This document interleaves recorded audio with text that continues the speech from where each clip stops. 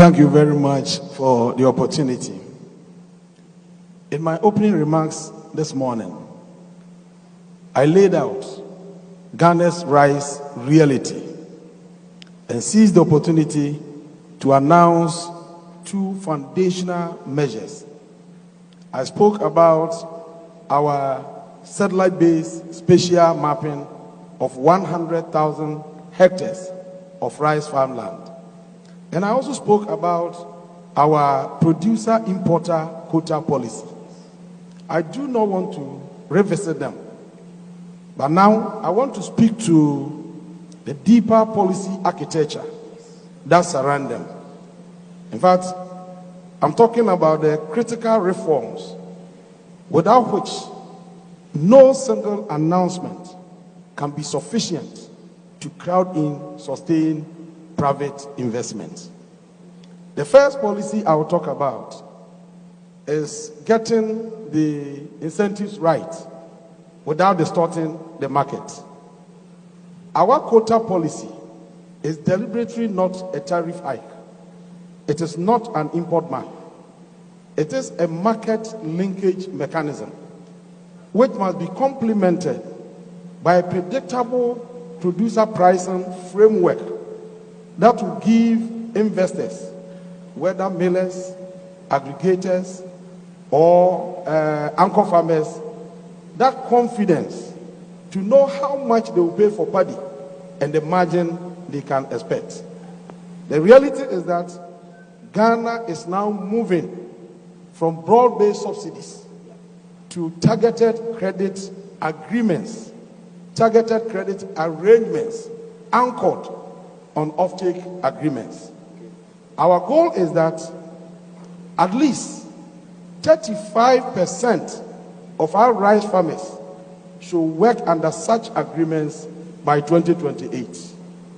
This shift will reduce the fiscal burden on government and also lay a solid and well-structured market system upon which value chain actors can leverage funding. Then we are also looking at another reform. We are looking at making milling and post-harvest segment investable. Just this morning, I noted that our milling conversion rate of 50 to 55% is costing Ghana an estimated $50 to $90 million annually.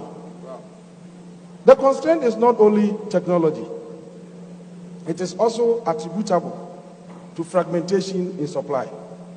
Millers investing in modern equipment need throughput guarantees to justify that capital expenditure.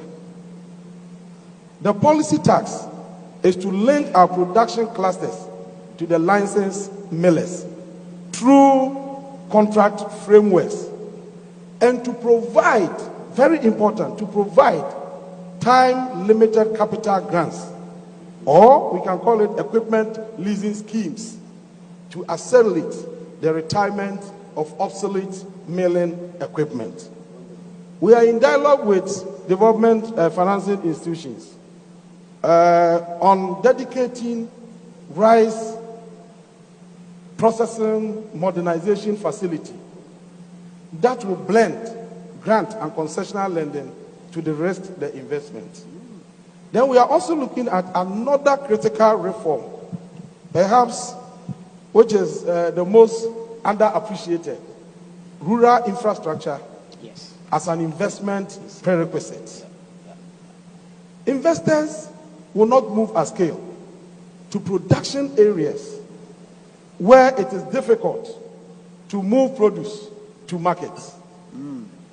And it is an incontrovertible truism that good feeder rows reduce post-harvest losses by 30% and raise farm gate prices from 4 to 8%. And so if we improve feeder rows, you are improving the economies of both farmers and the off-takers.